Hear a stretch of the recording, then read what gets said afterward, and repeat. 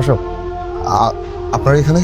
আমরা এখানে কেন বুঝতেছেন না? চলেন থানায়, চলেন থানায় গেলেই বুঝবেন আমরা এখানে কেন। মানে কি, কোনো কারণ ছাড়া আমরা কেন থানায় যাবো? কারণ ছাড়া কেন হবে? আপনারা হোটেলে মেয়ে নিয়ে ফুর্তি করে বেড়াবেন, পুলিশকে তার কাজ করতে দিবেন না? হাউসে লুকাস, চলেন চলেন। স্যার প্লিজ, সে আমার ওয়াইফ। আরে সবাই প্রথমে ওয়াইফই বলে, থানায় যান, থানায় গিয়ে ইন্টারোগেশন হবে, সেখানে আমরা আইডেন্টিফিকেশন চেক করব। আমি সত্যি ওর ওয়াইফ। আপু যা বলার থানায় গিয়ে বলবেন, থানায় গিয়ে আইডেন্টিটি চেক হবে, এখানে কোনো সিন ক্রিয়েট করতে চাচ্ছি না। নিয়ে নেন গাড়িতে উঠান, নিয়ে আমার হাজবেন্ড।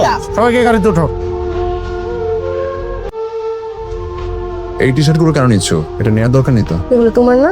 আমার, কিন্তু টি শার্ট গুলো তো এই বাসাতেই থাকে, নিতে হবে না। ও, তার মানে এখানে তোমার আবার আসার ইচ্ছা আছে? এসে কি করবো? মেহিন তো নাই।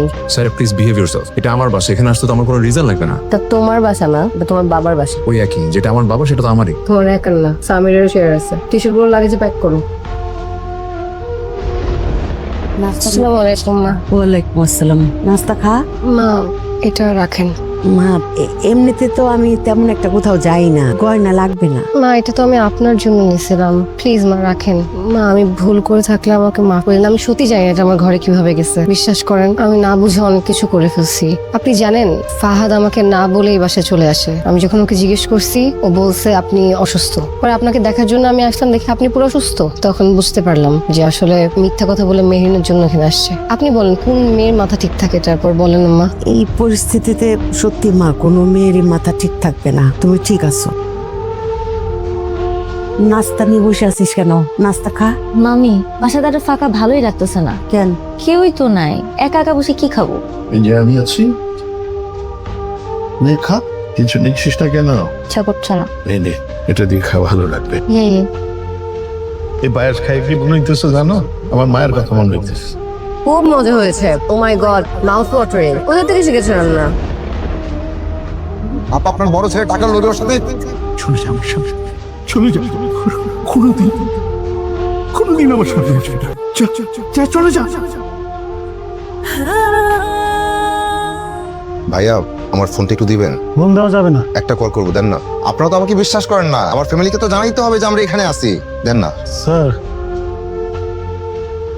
কিরে, এই ছাদ আর টং দোকান ছাড়া কোথাও বসার জায়গা নেই। যখন এদিকে হয় ছাদে, না হলে টং দোকানে, না হলে বারান্দায়। আরে বাবা, কাজ করবো কিছু একটা কর। কতদিন আর বাবার ঘাড়ে চড়ে চড়ে খাবি? বড় ভাই ইনকাম করছে আর বাবার পেনশনের টাকা, ব্যাস। আর কোনো চিন্তা ভাবনা নেই, একেবারেই নেই। না, এর মধ্যে তো একটা বিয়ে করে ফেলেছিস। আরে বাবা, বাবা মার দিকে তাকানোর দরকার নেই, নিজের বউয়ের জন্য কিছু একটা কর। কিছু বলে তো হা করে তাকিয়ে থেকে ফিলোসফারের মতো। কিছু যদি করতে না পারিস তাহলে আমাকে বল, আমি করি। এই বয়সে কিছু করতে না পারলে একটা মুদির দোকান তো দিতে পারবো না? মামা তোমার কি হয়েছে? কি বলতেছো তুমি? এসব টং দোকান কাজ করতে যাই না, কি কাজ করবো আমি? ওর তো কাজ করে পড়ালেখা করতেছি। আর আমি স্বামীর ভাইয়া না, আমি ফারহানা। আপনি কি হুঁশে আছেন? এটা ফারহানা, এটা আপনার ছেলে সামির না, আমাদের ছোট নবাব। সে তো চলে গেল না, আপনি তার গায়ে হাত তুললেন। আমি, হ্যাঁ, বাবা হিসেবে হাত তুলেছি। অবশ্যই বাবা হিসাবে আপনি তার গায়ে হাত তুলতে পারেন। একটা চোর কেন, 100টা চোর দিতে পারেন, তাতে কি হয়েছে? আমি আসলে আগে অন্ধ হয়ে গিয়েছিলাম আঞ্জুমান। আমি না হয় একটা চর মেরেছি ওকে, তাই বলে ও আমাদেরকে ছেড়ে চলে যাবে? আঞ্জুমান, ও যদি আর ফিরে না আসে। ফিরে আসবো না মানে? আরে আমাদের নবাব, তার তো কোনো রাজ্য নাই, সে কই যাবে? হ্যাঁ, বড় জোর শ্বশুর বাড়ি, সেখানে কয়দিন থাকবে? 2 দিন, 3 দিন, 4 দিন, 5 দিন, তারপরে তো শ্বশুর করে আপনার কাছে চলে আসতে। এইসব নিয়ে এত টেনশন করেন না তো। এখন বসেন, কি খাবেন বলেন? চা, কফি? আমি কিন্তু কফি খুব ভালো বানাই। বসেন বসেন তো, বসেন বসেন। কোনোদিন তো আমার 1 কাপ কফি খাওয়া খুশি করলেন না। পারহানা, তো মামার জন্য স্পেশাল কফি বানাবো আজকে, দেখবি। পারহানা, রিয়া, তোর সাথে কথা হয়েছে সামিরের? ফোন দিছিলি? ফোন দিছি অনেকবার, ধরে নাই। আবার দিবি? কিভাবে দিব? আমাকে তো ব্লক মেরে দিছে। ব্লক মেরে দিছে, তাই বলে কি ফোন আর দেওয়া যাবে না? মামি ব্লক মারলে আর ফোন দেওয়া যায় না। তোর মামার অনেক কষ্ট হইতেছে সামিরের জন্য না? হ্যাঁ স্বাভাবিক না? তোরও কি অনেক কষ্ট লাগতেছে?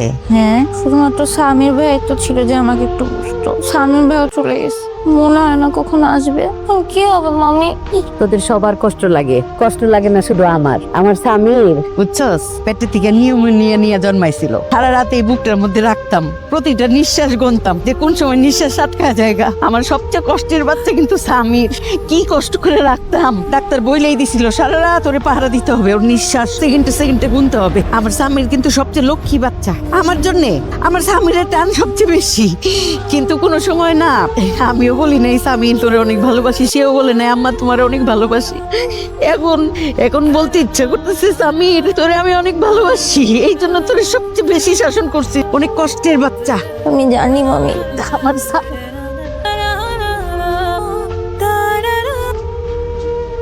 বাবা তুমি বলছো ওয়ালাইকুম আসসালাম বিয়া সাহেব, কেমন আছেন? আপনি ভালো আছেন? জি ভালো আছি। আপনাদের বাসার সবাই কেমন আছে? হ্যাঁ, সবাই ভালো। সামির মেহরিন কোথায়? ওরা কেমন আছে? একটু দেন না, একটু কথা বলি। কই না তো, জামাই বাবা কিন্তু আসেনি। আসেনি, কিন্তু ও তো বলেছিল আপনাদের এখানেই যাবে। না না, আসে নাই ওরা। ও আচ্ছা, ঠিক আছে। তো আমাদের বাড়িতে আসবেন। হ্যাঁ আপনারাও আসেন না একদিন সবাই মিলে আমাদের বাসায়। হ্যাঁ, আচ্ছা রাখি। আচ্ছা আচ্ছা। মায়ের মা, মায়ের মা, কি হয়েছে? আমার কেন যেন মনে হচ্ছে মেহরিনদের কোনো ঝামেলা হয়েছে। কেন তোমার এমন মনে হলো? বিআই সাহেব ফোন করেছিল, কণ্ঠ শুনে মনে হলো সামথিং রং। তুমি এক কাজ করো না, ওই মেহরিনকে একটা ফোন দাও। ফোনটা দে তো, মেহেরিনকে একটা ফোন দে। ফোন তো বন্ধ। আমি জানতাম কিছু একটা হয়েছে। তুমি অন্য কোনো ওয়েতে একটু যোগাযোগ করার চেষ্টা করো না। কাকে ফোন দেব? বান্ধবী টান্ধবী কাউকে ফোন দাও। আচ্ছা এখানটা একটা সাইন করে দেন আপনি। Thank you. এই আচ্ছা শুনুন, ওনাদেরকে যে হোটেল থেকে ধরে এনেছি সেই জায়গাটা অপরাধের একটা আড্ডাখানা। এই ধরনের abduction, illegal trafficking, drug, prostitution এগুলো সেখানকার নিয়মিত কাহিনী। তাই আমাদের রেগুলারই অভিযান চালাতে হয়। আর অভিযানের সময় আসলে এত যাচাই বাছাই করা সম্ভব হয় না কে কোনটা, তো তারই অংশ হিসেবে এখানে তাদেরকে আনতে হলো। তো নেক্সট টাইম যে কোনো হোটেলে গেলে একটু জেনে বুঝে তারপরে যাওয়া উচিত। খেয়াল রাখবেন please. Thank you so much. Okay, নিয়ে যান।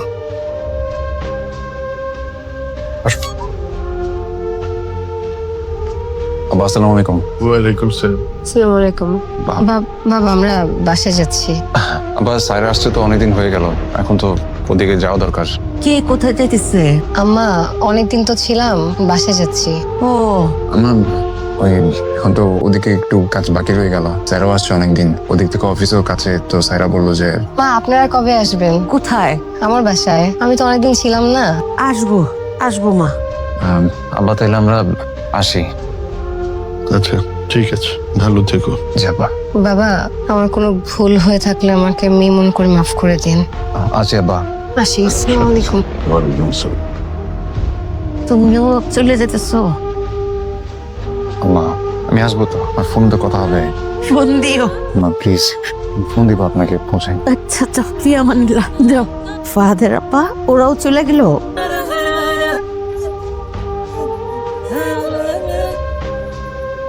অনেক কষ্ট হইতেছে। আপনি শুনছেন? আমার কষ্ট কেউ শুনে না, আপনিও শুনবেন না। এই মেয়ে আপনাদেরকে বোকা বানাচ্ছে পরিচয় লুকায়, বুঝছেন? ওকে আপনি জানেন? ও ফাদার এক্স গার্লফ্রেন্ড। টাকা কিসে বলতেছে পকেটে রাখো।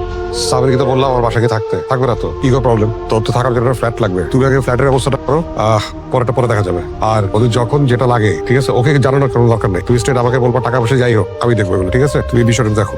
সামির, এখন আমরা কোথায় যাব? দেখি আগে হোটেলে যাই, ব্যাগ টিক নেই, কোনো একটা ব্যবস্থা তো হবেই। আমাদের বাসায় চলো না। তোমাকে তো একবার বলছি, এটা হয় না।